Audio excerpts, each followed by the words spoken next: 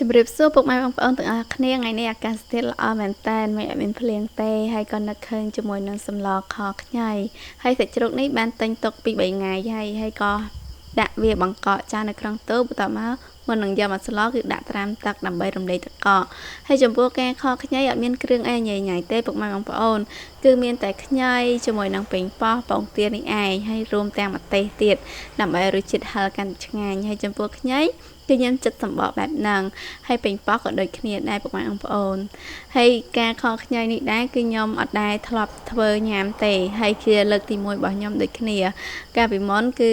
ម៉ែក៏ធ្វើឲ្យគឺមានរសជាតិឆ្ងាញ់ហើយខ្ញុំចូលចិត្តដោយសារតែខហ្នឹងយើងអត់មានត្រូវដាក់ទឹកដាក់អីញ៉ៃទេហើយជាមួយនឹងខ្ញីនេះដែរគឺខ្ញុំបានលាងសម្អាតជាមួយទឹករួចរាល់ហើយខ្ញុំក៏យកវាមកហាន់ជាបន្ទះស្ដាងល្មមមិនស្ដាងពេកហើយក៏មិនក្រាស់ពេកដែរពុកម៉ែបងប្អូនគឺមកល្មមបន្ទាប់មកខ្ញីហ្នឹងគឺខ្ញុំអត់មានយកវាមកច្របាច់ជាមួយនឹងអំបិលអីទេពុកម៉ែបងប្អូនគឺខ្ញុំចង់បានរសជាតិខ្ញីហ្នឹងហឹរដិតជាមួយនឹងម្ទេសទៀតធ្វើឲ្យសម្លមួយហ្នឹងគឺកាន់តែឆ្ងាញ់ហើយចំពោះពុកម៉ែបងប្អូនធ្លាប់ធ្វើវិធីខខ្ញីនេះញ៉ាំនៅផ្ទះអត់បើមានរបៀបធ្វើផ្សេងអាចជួយ comment ខាងក្រោមប្រាប់នឹងខ្ញុំផងចំពោះប៉េងប៉ោះគឺខ្ញុំយកវាមកពុះជាពីរបែបហ្នឹងដោយសារតែខ្ញុំចង់ឲ្យប៉េងប៉ោះជាមួយនឹងសាច់ជ្រូកហ្នឹងពេលដែលយើងរំងាស់ទៅឲ្យវាចូលជាតិកាន់តែល្អហើយបន្ថែមជាមួយម្ទេសទៀតដោយសារតែខ្ញុំចូលចិត្តហឹរហើយចំពោះខខ្ញីពេលដែលយើងដាក់ម្ទេសថែមទៀតគឺរសជាតិរបស់វាឆ្ងាញ់មួយកម្រិតទៀតពុកម៉ែបងប្អូនហើយជាមួយនឹងខ្ទឹមសគឺខ្ញុំយកវាទៅរំលីងជាមួយនឹង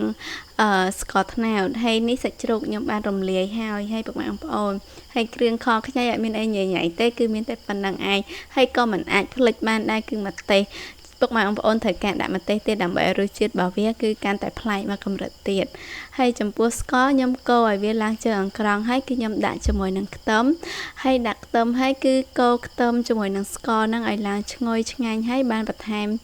ឲ្យឈ្ងុយហើយបានបន្ថែមជាមួយនឹងសាច់ជ្រូកប៉ុន្តែដោយសារតែខ្ញុំធ្វើនេះគឺធ្វើខុសបច្ចេកទេសចង់ភៅថ្មីថ្មោធ្វើឲ្យបាននឹកឃើញថាពេលដែលខ្ញុំដាក់ខ្ញីទៅគឺធ្វើឲ្យស្ករដែលខ្ញុំខំកូរឲ្យឡើងជើងអង្ក្រងហ្នឹងបែរទៅជាទឹកវិញអញ្ចឹងគឺធ្វើឲ្យខសាច់ជ្រូករបស់ខ្ញុំហ្នឹងគឺអត់ក្រហមសោះហ្មងក៏ពិតគឺយើងត្រូវដាក់សាច់ជ្រូកមុនពុកម៉ែបងប្អូនមកធ្វើសូមដាក់សាច់ជ្រូកមុនខ្ញីហើយខ្ញីដាក់តាមក្រោយហើយគ្រឿងគ្រើគឺខ្ញុំប្រើជាមួយនឹងម្សៅស៊ុបរបស់ចុងភៅខ្មែរទឹកត្រីម្រេចជាមួយនឹងប៊ីចេង